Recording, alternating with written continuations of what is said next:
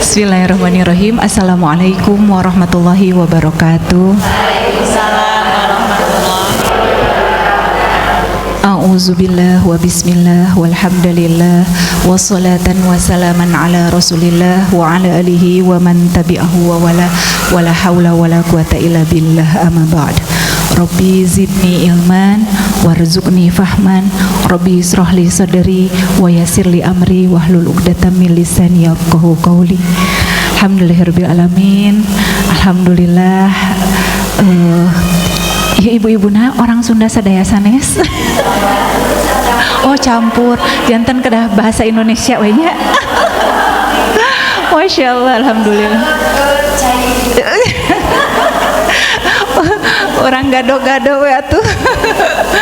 Ya, alhamdulillah di hari ini bisa dipertemukan dengan ibu-ibu di Masjid Al-A'raf. Mudah-mudahan setiap langkah kita ke masjid ini menjadi wasilah Allah memasukkan kita ke surganya Allah. Mudah-mudahan setiap langkah kita ke masjid ini pahalanya juga mengalir untuk kedua orang tua kita. Mudah-mudahan setiap langkah kita ke masjid ini juga bisa menghapus dosa-dosa kita di masa lalu. Dan mudah-mudahan setiap langkah kita ke masjid ini menjadi wasilah Allah menjaga anak-anak kita ya Bu ya. Amin amin ya Allah ya rabbal alamin. Panginten nepangkeun perkenalan dulu panginten Ibu sakedik. Nama saya Putri Maya Agustanti, biasanya manggilnya Putri. Acan ustazah ieu mah. Sami-sami diajar keneh. Saya tinggal di Villa Bandung Indah, ibu-ibu. Kalau ibu-ibu ada yang ke atas mangga bisa mampir di dekat GRQ Generasi Robani Qurani yang Ustadz Jafar, itu depan-depanan dengan Ustadz Jafar. Alhamdulillah Allah titipkan 6 Bu putra saya. Qadarullah yang pertama meninggal usia 7 tahun 2013. Jadi yang ada sekarang 5 Bu. Yang satu di Jogja, mohon doanya mau beres SMA-nya jadi mau kuliah. Mudah-mudahan Allah berikan yang terbaik ya Bu ya. Yang keduanya kelas 3 SMP di Pangalengan mondok juga. Mohon doanya mudah-mudahan ditunjukkan SMA yang terbaik juga. Yang ketiga SMP kelas 1 di Madrasah Al-Fatih. Yang keempat baru kelas 4 SD. Dan yang kelima ya yang ada sekarang ini umur 5 tahun. Ya itu panginten ibu-ibu sakedik, mudah-mudahan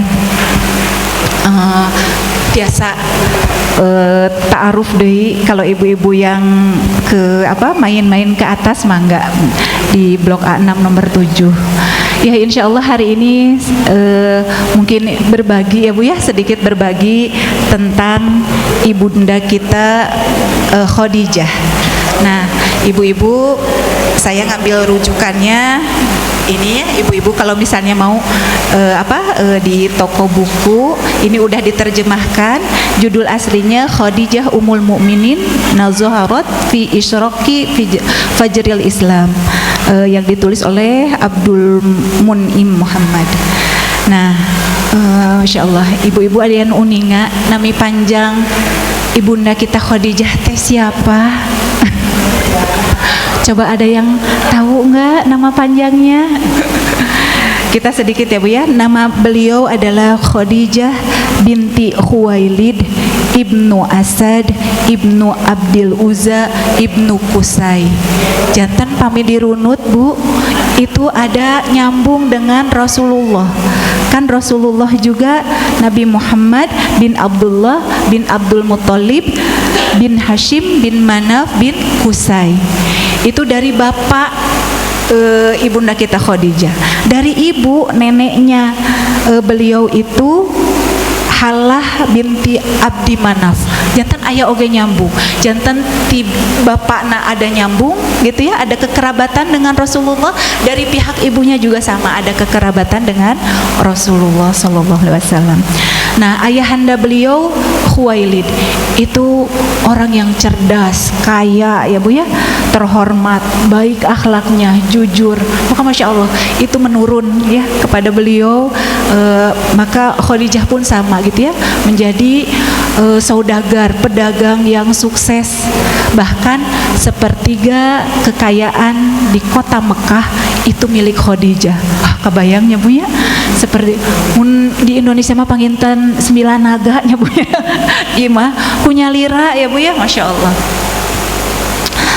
Beliau bukan menikah dengan Rasulullah itu bukan yang pertama kali. Pertama kali ibunda kita Khadijah itu menikah dengan Abu Halaf. Abu Halaf ini wafat tapi punya dua anak laki-laki, namanya Hindun dan Halah, ya. Nah, sesudah wafat, suami yang pertama menikah dengan suami yang kedua, namanya Atik ibnu Aid, dan punya satu anak perempuan, namanya Hindun. Ini mungkin yang kadang suka jarang ya Bu ya, diinikan. Nah, sesudah itu beliau berarti janda gitu ya Bu ya, selama 10 tahun baru menikah dengan Rasulullah. Nah, selama 10 tahun itu Bu, banyak yang meminang. Bahkan yang akan memberikan maharnya tuh harta yang banyak gitu. Tapi ditolak semuanya ya oleh ibunda kita Khadijah. Nah, pada zaman jahiliyah beliau diberi gelar Thohiroh, wanita yang suci gitu ya. Tadi ya banyak yang mencoba meminang, menawarkan sejumlah besar harta tapi ditolak. Beliau fokus untuk mengurus ketiga putra-putrinya gitu ya, dan mengurus usahanya gitu. Sampailah di musim semi tahun 595 Masehi. Dari Mekah ini mau ngadain perjalanan untuk berdagang ke Syria. Nah, beliau bingung mau nyari siapa ya yang bisa mimpin kafilah ini gitu ya.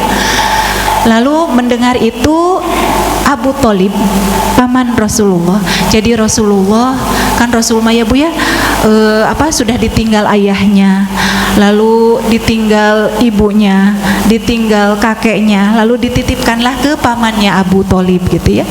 Nah, lalu beliau itu suka ikut Bu. Jadi ketika Abu Thalib juga kan berdagang, jadi ketika Abu Thalib mau berdagang di usia 12 tahun beliau sudah diajak gitu ya oleh pamannya. Kalau dulu berarti Bu perdagangannya tuh lintas negara. Mun ayeuna mah berarti paintun ke Malaysia gitu nya Bu ya. Siga Gen Halilintar. Masya Allah. Jadi beliau sudah belajar untuk berdagang gitu ya Bu ya dari pamannya. Maka sampailah di usia 25 tahun tadi ibunda kita Khadijah mencari nih siapa ya yang kira-kira cocok untuk mimpin kafilah perdagangan ini. Lalu Abu Thalib datang menawarkan keponakannya. Dulu Rasulullah itu digelari apa Bu? Al-Amin, yang sangat terpercaya. Karena Rasulullah orang yang jujur, jadi sangat bisa dipercaya. Dan ibunda kita Khadijah juga sudah mengetahui itu gitu ya Bu, sudah terdengar kabar bahwa di Mekah ini ada seorang pemuda yang diberi julukan Al-Amin gitu ya, yang sangat bisa dipercaya. Akhirnya beliau menyetujui tawaran dari pamannya Abu Thalib. Singkat cerita, akhirnya Rasulullah dibawa oleh Abu Thalib untuk menemui Khadijah untuk dijelaskan tentang barang-barang yang akan didagangkan segala macam. Masya Allah Bu, adabnya Rasul kita itu selama berbicara dengan ibunda kita Khadijah, beliau menunduk Bu, Gozul Basor ya kalau sekarang banyak Bu ya, menjaga pandangan gitu ya Bu ya. Beliau hanya sekali menatap gitu ya ketika diinikan untuk memimpin kafilah perdagangan. Nah, akhirnya pergilah rombongan kafilah perdagangan itu ke Syria. Nah, ibunda kita Khadijah ngasih Bu, asisten. Nah, asisten itu namanya Maisaroh. Sugan abi teh Maisaroh teh istri, pek teh Maisaroh teh pameget Bu. Ternyata Maisaroh itu laki-laki gitu ya. Nah, Maisaroh ini yang mendampingi Rasulullah selama berdagang di Syria. Beliau memperhatikan, Masya Allah gitu ya, kecakapan beliau, begitu lihainya beliau gitu ya Bu ya, untuk memutuskan sesuatu, dan begitu perhatiannya. Nah, ini juga mungkin yang mengajari kita ketika kita bermuamalah gitu ya Bu ya. Karena ketika bermuamalah mah yang diperhatikan itu yang diperlukan itu human touch gitu ya, sentuhan kita gitu ya. Ketika ada yang bertanya ini harganya berapa, nggak apa-apa Bu, dijawab aja, naros deui wios henteu meser oge gitu ya Bu. Tapi Masya Allah, beliau itu begitu ramah, begitu memperhatikan setiap pembeli yang akan membeli barang dagangan. Sampailah barangnya laku, habis terjual Bu, dengan keuntungan yang Masya Allah gitu ya Bu ya. Tidak pernah ibunda kita Khadijah mendapatkan keuntungan sebesar keuntungan yang dipimpin oleh Rasul Nabi kita Muhammad SAW. Nah, melihat itu, Maisaroh ini Bu, biasanya kalau misalnya pulang pulang dari berdagang itu gitu ya, yang ini kan tentang laporan keuangan gitu ya punya untung panginten ya yang dicarioskeun teh. Tapi berbeda ketika Rasulullah yang memimpin kafilah perdagangan. Maisaroh itu menceritakan kehebatan, keagungan Rasulullah, pribadi Rasulullah gitu ya Bu. Dan Rasulullah juga ketika akan kembali sesudah barang dagangannya habis, beliau membeli barang-barang yang di Syria yang bisa dijual mahal di Mekah gitu Bu. Jadi keuntungannya terlangkung deui gitu ya Bu. Nah, sampailah sesudah berbulan-bulan perjalanan perdagangan itu, kembali kafilah dagang itu ke Mekah. Maka yang biasa dilakukan oleh Rasulullah Sallallahu Alaihi Wasallam adalah ketika sampai di Mekah, beliau akan tawaf 7 kali. Itu yang kita juga lakukan sekarang ya Bu ya. Kalau kita umroh atau naik haji, tawaf mengelilingi Ka'bah 7 kali, baru ke tempat ibunda kita Khadijah untuk melaporkan hasil perdagangan dan barang apa saja yang dibeli di sana. Masya Allah, ibunda kita Khadijah sangat terpukau ya Bu ya dengan kelihayan Rasulullah dalam berdagang. Tapi ada rasa yang terselip Bu gitu ya, bukan hanya karena lihainya saja, tapi ada perasaan yang ketika beliau teh sekuat tenaga untuk mau ngelupain, emot wae gitu ya Bu ya. Itu panginten yang disebut teh jatuh cinta gitu ya Bu. Maka ibunda kita teh memanggil Nafisah. Ada namanya Nafisah. Nafisah itu kerabat Rasulullah, yang seperti ibu gitu ya, karena Rasulullah sudah ditinggal gitu. Nah, beliau meminta Nafisah bagaimana kalau beliau melamar Rasulullah gitu ya. Lalu akhirnya mencari ini supaya maksudnya ketika lamaran teh nggak ditolak gitu ya Bu ya. Akhirnya Nafisah menemui Rasulullah, lalu ditanya tentang pernikahan. Maka Rasul kita menjawab, bagaimana mau menikah, dah saya mah orang miskin, nggak punya apa-apa, mau apa yang diberikan kepada istri saya nanti. Terus Nafisah itu Bu seperti ibu yang menasehati tentang pentingnya pernikahan gitu ya Bu ya, tentang keutamaannya pernikahan, sampai beliau itu kalau masalah mahar nggak usah dipikirin, nanti saya yang urus, kata beliau teh gitu ya. Sampailah Rasulullah SAW mengiyakan sesudah pamannya Abu Thalib juga ya gitu ya, supaya beliau bisa menikah dengan ibunda Khadijah. Maka Rasul mengiyakan, maka terjadilah pernikahan agung antara Rasulullah dengan ibunda kita Khadijah. Maka Bu, kalau kata Ustadz Salim, Nabi Muhammad itu seperti angin kencang yang selalu pengen ngasih gitu ya Bu, pengen nolong gitu, tapi kemampuannya terbatas gitu ya Bu ya. Maka dipertemukan dengan Khadijah yang seperti lautan teduh Bu. Jadi kalau angin kencang sama lautan teduh, kalau disatukan jadi apa Bu? Jadi badai kebaikan. Maka Masya Allah gitu ya.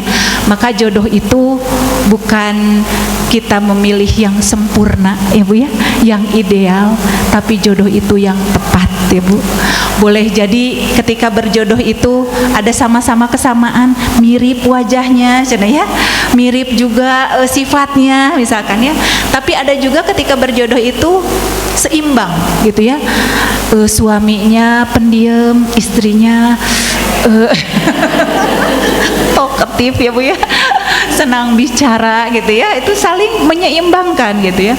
Dan yang ketiga yang saling melengkapi seperti Rasulullah dengan ibunda kita Khadijah.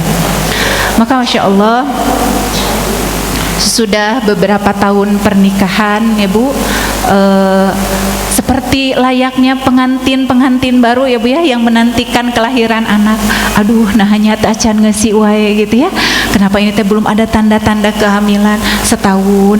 Apakah aku sudah sudah tua? Karena diinikan bahwa umur Khadijah itu 40 tahun, sedangkan Rasulullah 25 tahun gitu ya Bu. Nah maka apakah aku sudah terlalu tua? Tapi beliau terus berdoa gitu ya kepada Allah sampai sesudah 3 tahun pernikahannya, beliau merasakan seperti tanda-tanda perempuan yang sedang hamil Bu ya, mual-mual, puyeng, panginten Ibu. Lalu alhamdulillah betul gitu ya, beliau dikaruniai seorang anak. Dan kalau kebiasaan bangsa Arab itu Bu ya, dulu senang itu kalau punya anak laki-laki gitu ya Bu ya. Maka ada guru saya qadarullah ya, beliau itu turunan Arab. Setiap di USG Bu, anaknya teh di USG laki-laki, wah senang ya Bu nya. Tapi pas borojol istri Bu, qadarullahnya. Terus udah gitu anak kedua, anak ketiga sama Bu, semua 5 anaknya setiap di USG laki-laki, tapi ketika borojol perempuan. Itulah takdir Allah gitu ya Bu ya.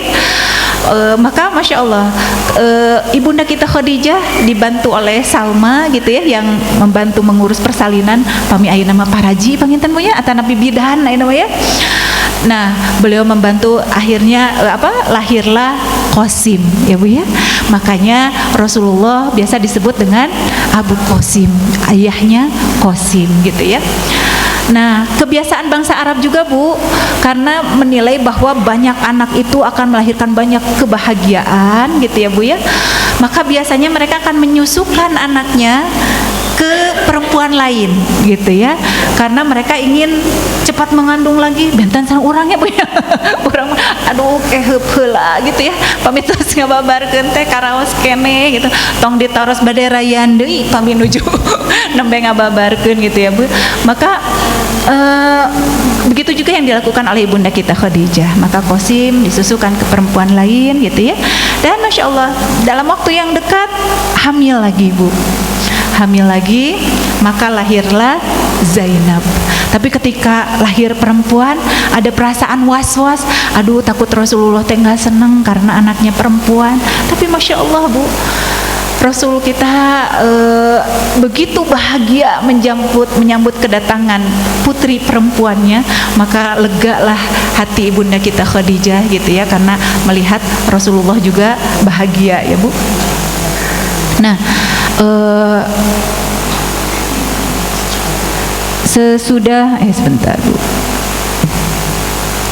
Nah kebiasaan Rasul juga Bu, ketika itu di kaum kafir Quraisy di Mekah itu, mereka biasa hidup hedon gitu ya Bu ya. Terus mereka biasa mabuk-mabukan, mereka biasa berjudi, mereka biasa menyembah berhala. Maka kebiasaan Rasul itu adalah beruzlah. Beruzlah itu menyendiri gitu ya Bu ya, merenung, dan beliau memilih Gua Hiro gitu ya. Dan ibunda kita Khadijah menerima itu Bu gitu ya. Walaupun di awal-awal pernikahan gitu, panginten pami urang manya nah terus ditinggalkeun deui gitu ya. Tapi beliau tidak gitu ya Bu ya. Beliau yang menyiapkan perbakalan gitu ya dari Rasul kita. Sebulan tidak pulang gitu ya Bu ya. Lalu Rasul pulang, dan biasa pulang itu kalau ke Mekah itu maka akan tawaf dulu 7 kali gitu ya Bu ya, baru ke rumah ibunda kita Khadijah. Maka kenapa kalau di Masjidil Haram Bu, kalau kita umrah atau haji sholat tahiyatul masjidnya itu diganti dengan tawaf ya. Kalau yang kuat maka ketika masuk segera tawaf 7 kali gitu ya, karena itu pun yang dilakukan oleh Rasul kita Rasulullah SAW ketika dari mana kalau misalnya ke Mekah gitu ya, dia akan kalau ke Masjidil Haram dan tawaf 7 kali ya Bu. Nah sesudah Qasim, lahir Zainab, kira-kira Qasim berumur 2 tahun, qadarullah meninggal Bu. Lalu apa yang dikatakan oleh Rasulullah, pasti Rasulullah sedih ya Bu ya, dan ibunda kita Khadijah juga pasti sedih, anak yang sangat dinanti-nanti, yang berharap ada penerus gitu ya Bu ya. Maka kata Rasul, air mata boleh mengalir, hati boleh sedih, tapi lisan hanya boleh mengucapkan apa yang membuat Allah ridho. Maka Masya Allah gitu ya Bu ya, mudah-mudahan ini juga menjadi pembelajaran untuk kita gitu. Ketika ujian datang, ujian itu mungkin kita anggap bahwa itu adalah ujian musibah, ujian kesempitan, ujian kesedihan, tapi mudah-mudahan yang terlontar dari mulut kita adalah kata-kata yang diridhoi oleh Allah gitu ya Bu ya. Karena yakin bahwa Allah itu pasti memberikan yang terbaik untuk kita. Karena Allah sayangnya kepada kita itu melebihi diri kita sendiri, melebihi ibu kepada anaknya gitu ya. Maka mudah-mudahan ketika misalkan kita kehilangan sesuatu ya Bu ya, kita ucapkan innalillahi wa inna ilaihi rajiun. Segalanya dari Allah akan kembali kepada Allah ya. Maka yang membuat ringan itu ketika kita tidak merasa memiliki ya Bu ya. Karena kalau kita merasa memiliki akan berat ketika diambil teh ya Bu ya. Maka kita harus seperti tukang parkir cenah Bu ya. Mobilna nu lebet teh Alphard, Pajero. Ketika ada yang ngambil lagi teh dadah we Bu, senyum ya. Enggak entong gitunya, gitu ya. Nah maka mudah-mudahan kita pun sama ya Bu ya, bisa seperti itu. Semua yang Allah titipkan di dunia ini adalah titipan amanah dari Allah. Ketika Allah mau mengambilnya lagi kapanpun, mudah-mudahan kita bisa ridho menerima takdir itu ya. Nah selanjutnya beberapa tahun sesudah itu pastilah ibunda kita Khadijah juga Bu pengen punya anak lagi gitu ya, terutama pengen anak laki-laki karena tadi anak laki-lakinya sudah meninggal. Maka di usia 48 tahun berarti Rasulullah usia 33 tahun lahirlah Ruqayyah. Sama ya Bu ya, dibantu juga oleh Salma. Dan Rasul itu Bu setiap kelahiran anaknya ketika Qasim lahir gitu ya Bu ya, maka beliau akan menyembelih 2 ekor kambing. Di hari ke-7 akan menyembelih 2 ekor kambing dan akan memotong rambut dan menyedekahkan dengan perak seberat rambut yang dipotongnya. Maka itu juga kita ketika akikahan ya Bu ya, kita disunahkan akikahan di hari ke-7 gitu ya, untuk memotong tadi kalau laki-laki 2 ekor kambing, kalau perempuan 1 ekor kambing. Maka ketika kelahiran Zainab, Rasul melakukan yang sama dengan 1 ekor kambing. Kelahiran Ruqayyah juga sama, 1 ekor kambing. Nah nanti ibunda kita Khadijah juga akan membelikan budak, karena kalau dulu Bu masih zaman perbudakan ya Bu ya. Jadi ibunda kita membelikan budak namanya Zaid bin Harithah gitu ya Bu ya, untuk membantu Rasul. Tapi Masya Allah Bu, Rasul itu bukan seperti majikan kepada yang kerja gitu ya Bu ya, tapi justru Rasul juga membantu beliau gitu ya. Dan Zaid itu melihat Masya Allah betapa agung akhlak Rasulullah gitu ya, sampai beliau itu sangat nyaman untuk tinggal di keluarga Rasulullah. Bahkan Bu nanti beberapa tahun setelah itu gitu ya Bu ya, ada pamannya dan ayahnya yang mau menebus Zaid gitu ya Bu ya, datang ke rumah Rasulullah gitu ya untuk menebus Zaid. Lalu sama Rasul dipanggil Zaidnya. Maka Zaid, mana yang kau pilih gitu ya, tinggal bersamaku atau pulang bersama ayahmu? Maka Zaid milihnya apa Cik Bu? Milihnya teh tinggal bersama Rasulullah. Kaget atunya Bu, ayahnya teh mau ngebebasin gitu ya Bu ya, mau nebus, tapi ternyata Zaidnya malah milih dengan Rasulullah. Maka Masya Allah, mulai hari itu akhirnya Rasul menginikan Zaid seperti anak anaknya dan menamakan Zaid bin Muhammad. Tapi lalu turunlah ayat nanti gitu ya Bu ya, untuk tidak boleh seorang anak itu dinasabkan selain pada bapaknya gitu ya Bu ya. Maka tetap sesudah turun ayat itu Rasul meninikannya Zaid bin Harithah gitu. Nah, selanjutnya Bu, sesudah Ruqayyah lahir tidak lama lahirlah Ummu Kulsum, putri Rasulullah. Sama Bu, deg-degan asalnya teh gitu ya ibunda kita Khadijah, Allah istri deui, ternyata perempuan lagi lahirnya bukan laki-laki gitu ya Bu. Tapi Masya Allah Rasul itu bergembira gitu ya Bu ya dengan kelahiran putri perempuannya. Maka tenanglah hati ibunda kita Khadijah gitu ya Bu. Lahir Ummu Kulsum, maka tidak lama dari itu Mekah Bu mengalami banjir yang sampai Ka'bah itu akan roboh gitu ya Bu ya. Akan roboh, lalu akhirnya bersepakatlah gitu ya semua kafilah-kafilah di Mekah itu untuk merenovasi Ka'bah gitu ya Bu ya. Jadi membangun dinding-dindingnya lagi gitu ya yang lebih kokoh.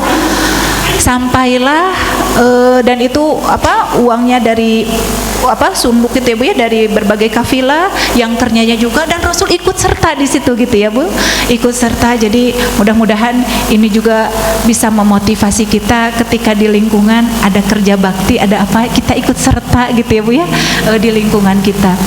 Nah, sesudah beres bangunan Ka'bah, yang jadi masalah adalah ketika akan menyimpan Hajar Aswad ya Bu ya. Nah di situ teh kan kafilah-kafilah merasa paling berhak untuk menyimpan ini gitu. Akhirnya mereka bersepakat bahwa yang menentukan siapa yang yang bisa menyimpan Hajar Aswad itu adalah orang yang kalau sekarang Bu ada namanya pintu Babu Salam. Orang yang masuk pertama kali lewat pintu Babu Salam.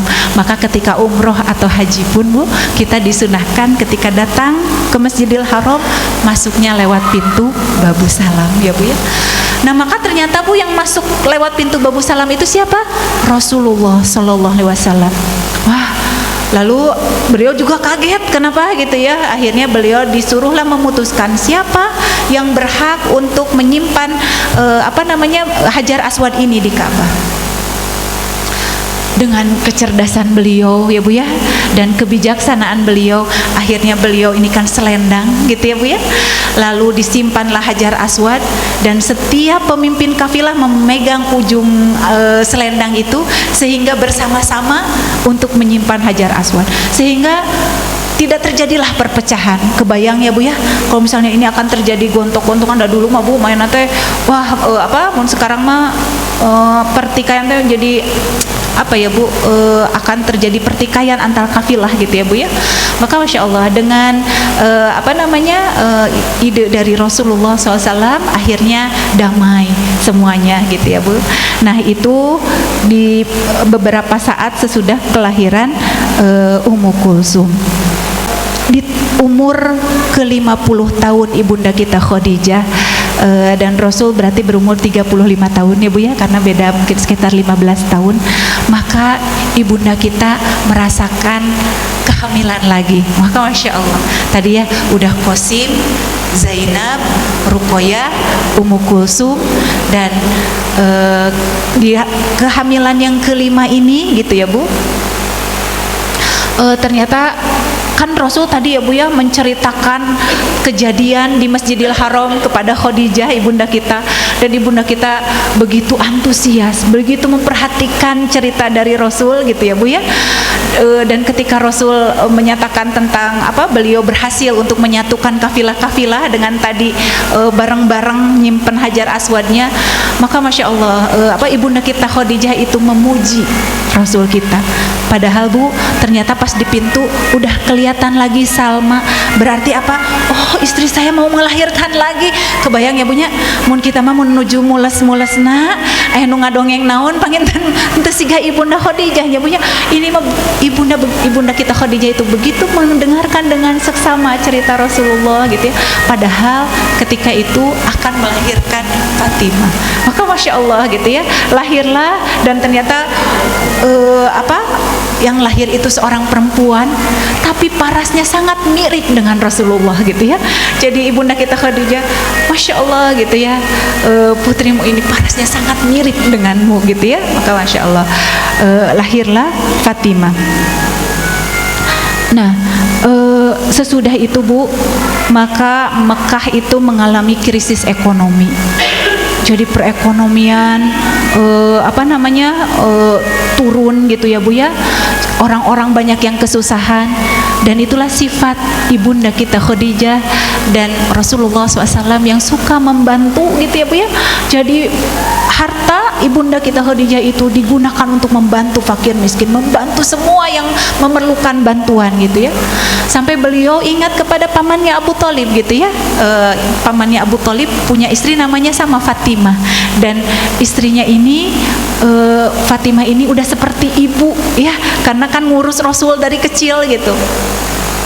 Maka Rasul melihat pamannya ini banyak putranya, pasti dalam krisis ekonomi ini sulit.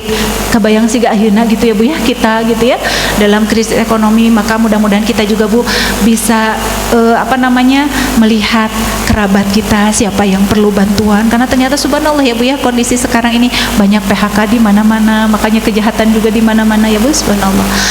Nah, akhirnya Rasulullah mengajak saudaranya Abbas yang sama-sama kaya gitu ya Bu ya, bagaimana kalau kita ngambil anaknya paman kita Abu Thalib gitu ya, untuk diasuh sehingga meringankan beban. Kan kebayangnya Bu ya, untuk makannya kalau banyak teh gitu ya.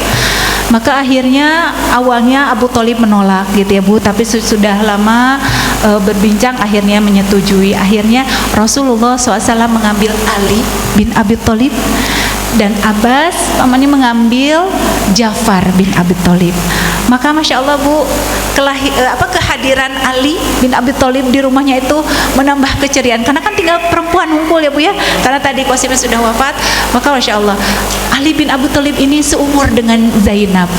Jadi kalau waktu itu mah belum ada tanda-tanda sih gananya Bu ya akan menikah dengan Fatimah, karena Fatimah nage alit keneh gitu ya Bu, usianya mungkin sekitar 2 tahunan gitu. Maka Masya Allah, ahli di sana dididik dengan penuh kasih sayang oleh ibunda kita Khadijah dan oleh Rasulullah. Dan ibunda kita Khadijah itu kepada Ali seperti anaknya sendiri gitu ya Bu ya, bukan seperti ke orang lain gitu ya. Jadi menginikannya seperti ke anaknya sendiri. Dan Masya Allahnya gitu Bu, ibunda kita itu begitu menghormati orang-orang yang sudah berjasa kepada Rasulullah.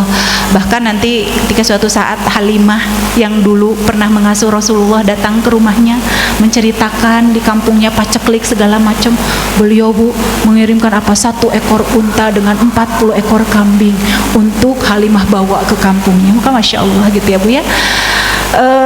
Nah, kalau di Arab itu dulu kebiasaannya adalah menikahkan perempuan, anak-anak perempuan itu di usia muda gitu ya Bu. Jadi maka waktu itu Zainab, ibunda kita Khadijah itu udah nyari-nyari gitu ya siapa yang pas untuk Zainab. Maka beliau lihatlah ada kerabatnya, seorang kerabatnya namanya Abul As gitu ya. Beliau orang yang kaya, orang yang jujur, orang yang suci, tapi yang beliau lihat bukan itu, akhlaknya gitu ya, akhlak baiknya gitu ya, yang membuat beliau ingin menjodohkan dengan Abul As. Maka Abul As itu Bu seringlah main gitu ya, dan Abul As itu begitu kagum ya dengan Rasulullah. Awalnya mah belum lihat Zainab Bu gitu ya, tapi sudah sering-sering akhirnya lama-lama beliau melihat Zainab. Akhirnya menikahlah mereka gitu ya. Dan nah, tetangga Rasulullah itu Bu ada namanya Abu Lahab, paman Rasulullah. Maka ada sampai ada di ininya Bu ya, di dalam Quran surah Al-Lahab gitu ya. Ini mujizatnya Al-Quran Bu, bahwa itu ayat itu turun ketika Abu Lahab dan istrinya itu masih ada, tapi Allah sedemikian bahwa Abu Lahab ini akan menjadi ahli neraka. Dan memang betul sampai akhir hayatnya beliau tidak mendapatkan hidayah gitu ya. betapa jahatnya beliau gitu ya kepada Rasulullah dengan istrinya Ummu Jamil gitu ya. Maka sampai Allah menurunkan surah Al-Lahab gitu. Nah Bu, Ummu Jamil ini terkenal congkak, terkenal apa ya Bu, sok mengurus apa ya maksudnya Bu, ngeiniin suaminya gitu Bu. Jadi punya otoritas ke suaminya, ke anaknya gitu Bu nya. Mungkin mah jadi kayak pemimpinnya mungkin ya Bu ya, Ummu Jamil ini. Nah tapi ketika suatu saat sesudah beberapa waktu sesudah Zainab nikah, datang Abu Lahab teh Bu ke rumah Rasulullah, mau apa? Mau minang putri Rasulullah, Ruqayyah dan Ummu Kulsum buat putranya Abu Lahab, namanya Utbah dan Utaibah. Namanya ibunya kereteg, ibunda kita Khadijah. Alah, gimana ini? Kalau Utbah dengan Utaibahnya tidak ada celah Bu, tapi yang beliau lihat ibunya. Kebayang kalau anak saya mereni gitu ya, nikah dengan itu di rumah nasi gak gitu ya mertuanya. Tapi ibunda kita itu Bu begitu bijaksana, beliau itu bertanya kepada Ruqayyah dengan Ummu Kulsum gitu ya. Ada yang datang untuk melamarmu gitu ya, bagaimana menurutmu? Maka putri-putrinya ini Masya Allah lagi ya Bu ya, maka aku serahkan kepada ayah gitu ya. Dan ketika itu memang Rasulullah menerima pinangan dari Abu Lahab untuk Utbah dan Utaibah itu gitu ya. Nah ini umurnya Bu, Ruqayyah sekitar umur 7 tahun, Ummu Kulsum sekitar 6 tahun, karena dulu mah di Arab teh memang gitu Bu ya adat kebiasaannya teh, tapi biasanya nggak diserumahin dulu Bu. Jadi mun urang mah pangikat biar nggak kusasaha panginten ya Bu ya. Jadi mereka bersepakat baru 4 tahun kemudian baru nanti mereka akan serumah gitu ya Bu.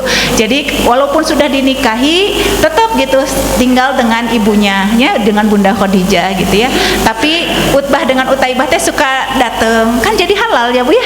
Nah, karena sudah menikah gitu ya, datang sekali-kali gitu ya sampai menunggu 4 tahun gitu. Nah, sesudah itu apa yang dilakukan oleh ibunda kita Khadijah? Ibunda kita mempersiapkan putri-putrinya untuk bisa menjadi ibu rumah tangga. Mudah-mudahan kita juga bisa mencontoh ibunda kita Khadijah ya Bu ya, ketika anak-anak kita sudah masa menjelang pernikahan, di usia untuk menikah, maka kita siapkan gitu ya Bu ya, entong dugi tetiasa ka dapur-dapur acan gitu ya Bu ya. Maka ibunda kita mempersiapkan itu gitu ya, mempersiapkan Ruqayyah dengan Ummu Kulsum untuk menjadi ibu rumah tangga. Maka tibalah bulan Ramadan. Nah biasa bulan Ramadan ini Rasul memang suka beruzlah Bu ya ke Gua Hiro. Maka Rasul beruzlah, tapi ini beda dari biasa gitu ya. Rasul teh beberapa hari sebelum Ramadan teh sudah beruzlah, terus pulang lagi bawa bekal lagi gitu ya, ke sana lagi gitu ya. Nah maka disinilah Rasul bertemu dengan malaikat Jibril ya Bu ya. Nah, suatu hari Muhammad berjalan di Ajyad, tenggelam dalam perenungan terhadap ciptaan Allah serta kekuasaan dan keagungannya. Saat itu ia melihat seorang malaikat berdiri dengan satu kaki di atas kaki yang lain di ujung cakrawala. Malaikat itu berkata, "Wahai Muhammad, akulah Jibril. Wahai Muhammad, akulah Jibril." Kabayang tubuhnya nuju kieu ningali anu ageng gitu nya, nyarios gitu. Maka Rasulullah merasa ketakutan. Setiap kali mengangkat wajahnya selalu malaikat itu tampak di hadapannya. Akhirnya beliau bergegas pulang dan menceritakan kepada ibunda kita Khadijah. Rasul berkata, "Wahai Khadijah, demi Allah, tidak pernah aku membenci sesuatu seperti aku membenci berhala dan para peramal. Aku takut apa yang kulihat itu pertanda bahwa aku akan menjadi peramal." Kan tak can apal gitu ya Bu ya. Jadi Rasul juga dalam ketakutan. Maka jawaban Khadijah Bu, "Tidak, saudara sepupuku," karena kan tadi ya, jadi ada kaitan gitu ya dengan ibunda kita. "Jangan katakan itu. Allah tidak akan pernah melakukan hal itu kepadamu. Engkau selalu menyambung tali silaturahmi, engkau engkau selalu jujur, engkau selalu menunaikan amanah, dan akhlakmu sungguh mulia.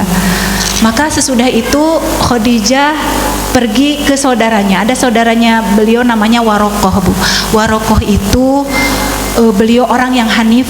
Beliau mencari agama Hanafiyah, ya, agamanya Nabi Ibrahim, sampailah beliau ini kepada Nasrani. Jadi beliau memeluk agama Nasrani. Dan beliau tahu gitu ya, Bu, tentang tanda-tanda akan datang Nabi yang terakhir gitu ya. Dan menceritakan hal itu, maka Warokoh berseru gembira, demi Allah saudara sepupumu itu benar-benar jujur. Inilah tahap awal kenabian, akan diturunkan kepadanya kitab suci terbesar. Perintahkan kepadanya agar ia tidak berprasangka apapun kecuali yang baik-baik. Nah, maka Rasul ketika kembali ke tempat beruzlahnya gitu ya, sering ngedengar yang memanggil-manggil gitu ya, Bu ya. Ia coba mengabaikan tapi kedengeran lagi gitu ya. Sampai, wahai Khadijah, aku sering mendengar suara-suara dan melihat cahaya. Aku khawatir aku telah gila, gitu ya, kata Rasul tebu. Lalu Khadijah menjawab, Allah tidak akan pernah melakukan hal itu kepadamu, wahai putra Abdullah. Maka Masya Allah gitu ya, Bu, jawaban yang begitu menenteramkan Rasulullah gitu ya. Maka mudah-mudahan itu juga yang bisa kita lakukan pada pasangan kita, pada suami kita gitu ya. Ketika ada masalah mungkin di kantornya gitu ya, maka jawaban kita adalah jawaban yang menenangkan gitu ya, Bu ya. Bukan justru menyalahkan orang tuh, udah si ayah mah pantes we gitu. Jangan gitu ya, Bu ya. Maka Masya Allah, ini yang bisa kita tiru dari ibunda kita Khadijah. Nah, sesudah itu Rasul pun gitu ya, di uzlah yang berikutnya bahwa malaikat Jibril gitu ya memeluk beliau dengan sangat kuat, lalu mengatakan kepada beliau, Iqra, gitu ya, bacalah gitu ya. Nah, Rasulullah menjawab, aku tidak bisa membaca gitu ya. Lalu Jibril memeluknya lagi, makin kuat gitu ya, Bu ya, bacalah gitu ya. Sama gitu, apa yang harus kubaca gitu ya. Nah, dan ternyata Jibril telah memeluknya sekuat pelukan sebelumnya. Lalu dibacakanlah surah Al-Alaq ayat 1 sampai 5 ya. Iqra bismi rabbikal ladzi khalaq, khalaqal insana min 'alaq. Iqra wa rabbukal akram alladzi 'allama bil qalam. Maka Rasulullah Muhammad SAW kemudian membacanya, dan ayat itu seakan terukir di hatinya dengan tulisan yang terbuat dari cahaya gitu ya. Maka Masya Allah, kejadian itu pun diceritakan kepada Warokoh gitu ya. Dan sama gitu ya Warokoh, bahwa suamimu adalah utusan Allah gitu ya. Maka siapapun gitu ya yang menginginkan risalah ini, dia akan mendapati ujian yang sangat besar gitu ya. Maka kata Warokoh, kalau saja aku hidup gitu ya sampai maka aku akan membelanya. Maka kata Warokoh, engkau akan dibenci, engkau akan dicaci, bahkan engkau akan diusir. Rasul teh kaget atau Bu ya, karena kan Rasul selama ini dihormati gitu ya, sampai disebut Al-Amin maknya, sampai diusir gitu ya, Bu. Tapi betul lah gitu ya, sesudah itu maka yang paling pertama beriman itu adalah ibunda kita Khadijah gitu ya.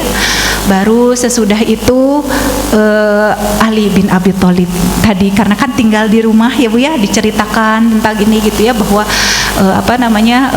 ini akhirnya bersyahadat gitu ya Bu. Nah, sesudah itu Zaid bin Harisah gitulah, baru anak-anak perempuannya, dan ketiga anak ibunda kita Khadijah dari suaminya yang terdahulu. Mereka beriman dan menjadi seorang muslim. Nah, maka sesudah itu terjadilah dakwah Siriyah ya Bu ya, yang tidak terang-terangan, jadi sembunyi-sembunyi gitu ya Bu, dakwahnya ke orang per orang gitu ya. Nah, dan Masya Allah, malaikat Jibril pun Bu sampai mengepakkan ke tanah gitu ya sayapnya, sampai memancar air, dan di sanalah Rasul diajarkan untuk berwudu dan sholat. Maka Rasul pun mengajak ibunda kita Khadijah dan Ali bin Abi Thalib untuk sholat gitu ya. Maka asalnya apa? Rasul gitu ya, di belakangnya ibunda kita Khadijah. Nah, ada Ali bin Abi Thalib. Maka sesudah Zaid bin Harithah masuk Islam juga, maka pindah gitu ya Bu ya, jadi ke belakang. Makanya kenapa gini Bu, kalau perempuan makan ya Bu, kita imaman itu deketan gitu ya Bu ya. Tapi kalau laki-laki mah mundur ke belakang kalau itu 2 orang ya atau 3 orang gitu ya. Maka insya Allah, karena itu juga yang dilakukan oleh Rasulullah SAW. Dan ketika Siriyah itu sembunyi-sembunyi gitu ya, Rasul teh sholatnya sembunyi-sembunyi, dan waktu dulu mah sholatnya juga baru 2 waktu, pagi dan petang gitu ya Bu, sembunyi-sembunyi sampai sudah 3 tahun.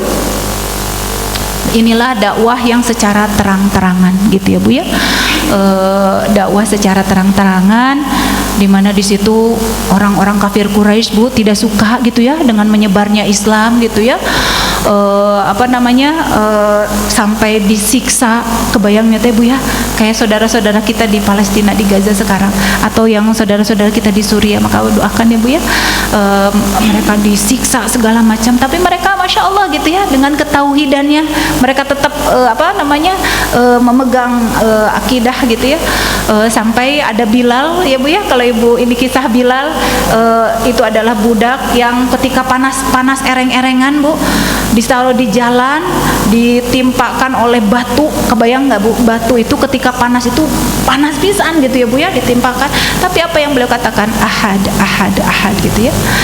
Maka karena banyaknya penyiksaan, akhirnya direncanakanlah untuk hijrah gitu ya Bu ya. Hijrah kemana? Ke Habasyah. Karena di Habasyah itu nanti ada Raja Najasyi yang sangat baik gitu ya Bu ya, yang melindungi gitu orang-orang yang butuh perlindungan. Maka yang pertama hijrah itu adalah jadi tadi teh Bu, Utbah dengan Utaibah itu akhirnya berpisah dengan Ruqayyah dengan Ummu Kulsum. Jadi sebelum bersatu kan tadi 4 tahun gitu ya, tapi sebelum 4 tahun itu gitu ya, karena tadi Abu Lahab itu membenci Rasulullah gitu ya, akhirnya mereka berpisah, dan ibunda kita Khadijah itu begitu bersyukur gitu ya, dipisahkan gitu ya mereka. Nah, maka sesudah itu Ruqayyah itu dinikahi oleh Utsman bin Affan ya, yang kita tahu bahwa Masya Allah gitu ya, kekayaannya aja sampai sekarang juga ada gitu ya Bu ya, rekeningnya di Mekah. Nah, maka yang hijrah ke Habasyah itu adalah Ruqayyah, Utsman bin Affan, dan beberapa orang lainnya gitu ya, yang hijrah ke Habasyah. Lalu orang-orang kafir itu jadi mereka tuh sembunyi-sembunyi gitu Bu, malam-malam mau naik perahu, kan harus naik perahu ya Bu ya, sembunyi-sembunyi. Alhamdulillah Allah lindungi mereka gitu ya, dan dengan pasti berat ya Bu ya ibunda kita Khadijah teh untuk melepas gitu ya putranya gitu kan. Maka Masya Allah. Nah, singkat cerita Bu, sesudah dakwah Siriyah 3 tahun, maka dakwahlah secara terang-terangan. Maka Rasul berdakwah di Bukit Sofa. Maka kalau kita umrah atau haji gitu ya, bayangkan ketika di Bukit Sofa itu Rasulullah mengumpulkan orang-orang gitu ya, dan mengajak untuk masuk ke Islam gitu ya. Maka di situ Abu Lahab, wah subhanallah gitu ya Bu ya, begitu ininya mencela Rasulullah segala macam gitu ya, dengan istrinya juga. Bahkan istrinya itu Bu, Jamil itu kalau di pintu Rasulullah, karena tetangganya Bu ya, jadi duri-duri teh ditebar Bu, biar mencelakakan Rasulullah gitu ya. Makanya kenapa sampai Allah turunkan surah Al-Lahab gitu ya Bu, saking jahatnya gitu ya mereka gitu. Nah, penyiksaan segala macam, terus orang-orang kafir Quraisy ini udah kehilangan ini Bu, ide gitu ya Bu ya, bagaimana ini supaya orang jangan pada masuk Islam, dan makin bertambah lagi gitu ya, sampai berbagai macam cara gitu ya, ke Raja Najasyi udah ini enggak mempan segala macam gitu ya. Akhirnya apa Bu? Akhirnya diboikot lah gitu ya. Jadi keluarga keluarganya Rasulullah gitu ya, di lembah milik Abu Thalib gitu ya. Mungkin seperti Gaza sekarang ya Bu ya. Jadi orang-orang kafir Quraisy itu tidak boleh berdagang gitu ya dengan Rasulullah gitu ya, dengan umatnya gitu ya, yang sudah masuk Islam, maka tidak boleh berdagang, tidak boleh menjual. Kalaupun menjual itu dengan harga yang tinggi, maka disitulah ibunda kita Khadijah Bu menyerahkan semua hartanya gitu ya, beliau belikan. Kebayang ya Bu ya, ketika itu pemboikotan 3 tahun tidak ada makanan, bahkan yang dimakan itu daun-daun gitu ya Bu ya, sampai mungkin kurus kering seperti saudara-saudara kita di Gaza sekarang gitu ya. Bahkan kata yang menyusui itu yang keluar bukan air susu Bu, tapi darah gitu ya, saking nggak adanya gitunya ini teh air susu gitu. Maka Masya Allah pengorbanan beliau. Dan qadarullah gitu ya, sesudah 3 tahun pemboikotan, karena kan itu perjanjiannya itu Bu ditulis gitu ya di Ka'bah, tapi Allah memerintahkan rayap untuk memakan gitu ya, sehingga hilang perjanjiannya itu. Akhirnya mereka bebaslah dari pemboikotan. Tapi memang tidak lama dari itu paman Rasulullah Abu Thalib meninggal dunia gitu ya Bu ya. Mungkin kebayang ya Bu ya, ketika diboikot maka menjadi dalam kondisi lemah, umur sudah 80 tahun lebih gitu ya pamannya itu gitu. Dan sebulan lebih sesudah itu istrinya gitu ya, ibunda kita Khadijah meninggal dunia. Maka itu adalah tahun kesedihan untuk Rasulullah gitu. Nah, sedikit yang ingin saya inikan, ketika Rasulullah Shallallahu Alaihi Wasallam gitu ya menerima wahyu gitu ya, bergetar gitu ya Bu ya, kebayang keringat dingin segala macam, maka beliau ke istrinya, selimuti aku gitu ya. Maka Khadijah pun kemudian menyeliputinya. Maka setelah hilang rasa takutnya, beliau pun berkata, tahukah engkau apa gerangan yang terjadi denganku? Kata Rasul ya. Lalu beliau pun menceritakan yang dialaminya. Maka Khadijah sang istri solihah pun berkata, tidak perlu khawatir, tenanglah dan gembirakan dirimu, demi Allah tidak akan pernah menyia-nyiakanmu. Sungguh engkau adalah orang yang suka menyambung tali kekerabatan, selalu bicara jujur, membantu meringankan beban orang lain, menolong orang yang susah, selalu menghormati tamu dan membela orang yang dalam kebenaran gitu ya. Maka Masya Allah, di sini ibunda kita Khadijah itu begitu memahami gitu ya. Maka komunikasi yang dibangun gitu ya di atas kepekaan terhadap pasangan mungkin tidak terucap gitu ya Bu ya, bahkan mungkin tidak mampu diucapkan, tapi pasangan yang baik adalah yang mampu mengetahui bahkan sebelum diberitahu gitu ya Bu ya. Mampu merasa walau mungkin hanya dikirimkan melalui gelombang halus kata-kata gitu. Dan Khadijah di sini menyelimuti, di mana seseorang yang tidak nyaman pasti akan kelihatan gitu ya Bu ininya. Maka Khadijah di situ menyelimuti. Maka mudah-mudahan kita pun bisa memberikan itu gitu ya Bu ya, menenangkan dengan kalimat-kalimat gitu ya, bahkan memuji gitu ya, memuji untuk meyakinkan. Dan beliau mencari solusi yang nyata dengan pergi kepada Warokoh gitu. Nah ini Bu sedikit ada tulisan yang Masya Allah gitu ya dari Bu Popi Yudit ya, tentang ibunda kita Khadijah. Mudah-mudahan ini muhasabah ya Bu ya buat kita para istri. Kata Rasul katanya ya, sungguh aku dikaruniai cintanya. Demikian kalimat Rasul ketika menggambarkan Ummul Mukminin Khadijah radhiyallahu anha. Hadis ini diriwayatkan oleh Aisyah ketika beliau merasa cemburu kepada Rasulullah karena Rasulullah seringkali memuji Khadijah dan menyebut-nyebut namanya. Jadi walaupun udah nggak ada selalu disebut-sebut. Aku tidak cemburu pada istri Nabi seperti aku cemburu kepada Khadijah, padahal aku tidak pernah menjumpainya. Apa yang sebenarnya Rasulullah rasakan hingga membuat kalimat sedemikian untuk menggambarkan sosok Khadijah? Aku dikaruniai cintanya. Maka seringkali kita merasa paling berjasa dalam rumah tangga. Kita yang mengurus rumah dari kebersihan, keteraturan, kerapihan, hingga mengajarkan anak-anak kita dalam keseharian. Kelelahan kita dengan pekerjaan rumah tangga, emosi naik turun yang mewarnai proses pendidikan anak-anak kita. kejenuhan dengan rutinitas sehari-hari yang tidak berakhir, kebosanan karena merasa terlalu banyak diam di rumah. Berjuta rasanya hingga kalimat tidak cukup untuk mendeskripsikan berkecamuknya rasa. Maka betapa terhiburnya hati ketika tahu bahwa Rasulullah membantu pekerjaan rumah tangga istrinya. Lalu kita sibuk meminta kepada para suami, tuh Rasulullah saja membantu pekerjaan istrinya. Begitu kita berkata. Ketika kita tahu Rasulullah mengajak istrinya untuk menonton pertunjukan, segera kita mintakan padanya hal yang sama. Rasulullah juga mengajak istrinya nonton loh gitu. Ketika Rasulullah mengatakan aku adalah orang yang paling baik pada keluargaku, maka ketika suami marah kita berkata Rasulullah itu orang yang paling baik pada keluarganya. Seakan Rasulullah tidak pernah menegur istri-istrinya. Wahai diri yang mudah menghakimi, kali ini mari kita pakai kaca dan rasa dalam menuntut. Aisyah radhiyallahu anha mencatatkan bahwa Khadijah adalah wanita yang Rasulullah tidak memadunya hingga Khadijah meninggal dunia. Jibril menyampaikan salam dari Robnya kepada Khadijah dan menyampaikan salam dari dirinya kepada Khadijah, serta meminta Rasulullah menyampaikan kabar gembira sebuah rumah di surga dari mutiara cekung yang tiada kegaduhan dan keletihan di dalamnya. Bagaimana kemuliaannya hingga Rasulullah berkata, aku dikaruniai cintanya. Ketika suami pulang, kemudian memutuskan membawa perubahan yang menurutnya baik bagi keluarga, tapi sangat drastis dan membutuhkan banyak pengorbanan dan perubahan yang signifikan dalam kenyamanan hidup kita, apa yang kita lakukan? Apakah langsung menerimanya? Simaklah ini. Rasulullah pulang membawa risalah baru. Siapa yang pertama kali beriman? Istrinya.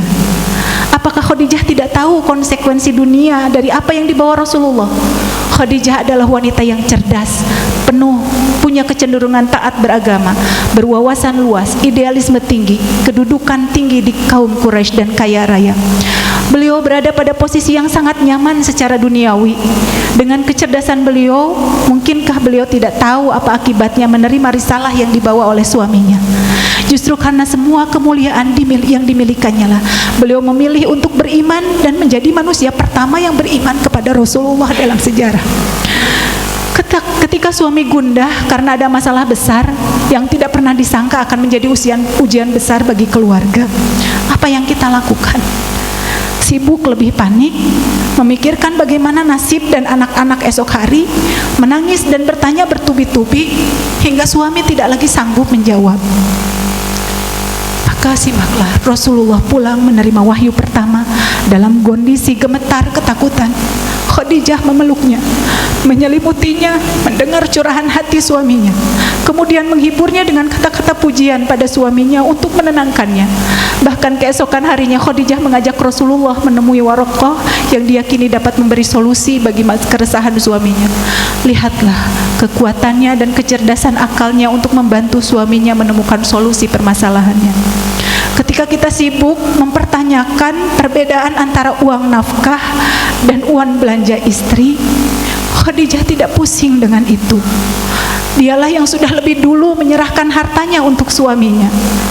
Ketika kita sibuk mengaku lelah seharian bekerja di rumah dan bad mood ketika melayani suami, Khadijah tidak mengeluh ketika mendaki gunung memberi bekal makan untuk suaminya yang beruzlah. Ketika kita sibuk menuntut waktu lebih suami untuk kita, Khadijah yang pertama kali mendukung dakwah suaminya, walau itu artinya waktu untuk keluarga akan terbagi. Ketika kita keberatan karena keluarga suami tinggal di rumah kita, Khadijah menyambut dengan tangan terbuka dan penuh cinta, bahkan memberikan banyak hadiah atas kehadiran Ali bin Abu Thalib dan Zaid bin Harithah. Ketika kita sibuk membatasi jumlah anak karena enggan repot dan merasa usia sudah bertambah, Khadijah di usianya yang matang melahirkan 6 anak bagi Rasulullah. Ketika kita ribut minta piknik, Khadijah melepas kepergian sang putri tercinta untuk hijrah ke Habasyah. Tak ada piknik bagi mereka. ketika kita menangis menuntut nafkah yang kurang dari suami. Khadijah menangis karena khawatir tidak ada lagi yang bisa disumbangkannya untuk suami dan dakwah Islam. Wahai Rasul utusan Allah, tiada lagi harta dan hal lainnya yang bersamaku untuk aku sumbangkan demi dakwah. Andai selepas kematianku tulang-tulangku mampu ditukar dengan dinar dan dirham, maka gunakanlah tulang-tulangku demi kepentingan dakwah yang panjang ini. Maka subhanallah, di posisi mana kemuliaan kita sebagai istri, mudah-mudahan kita bisa memakai kaca, memakai rasa, bisa mencontoh ibunda kita Khadijah. Wallahu a'lam bishawab. Panginten sakit tuh ibu-ibu sakedik. Mudah-mudahan aya manfaatna, mudah-mudahan imah pangemut untuk diri saya sendiri, karena ketika kita berbicara sesungguhnya telinga yang paling dekat itu adalah telinga kita sendiri. Terkadang gitu ya Bu ya, kita kurang mensyukuri gitu ya, dengan hadirnya pasangan kita gitu ya, padahal di luar sana begitu ya banyak yang mendambakan untuk memiliki pasangan. Terkadang kita banyak menuntut gitu ya Bu, tapi kita lupa dengan kewajiban kita. Ya wallahu a'lam bishawab. Hapunten bilih aya anu lepat nu ku abdi disampaikan. Billahi taufiq wal hidayah. Wassalamualaikum warahmatullahi wabarakatuh.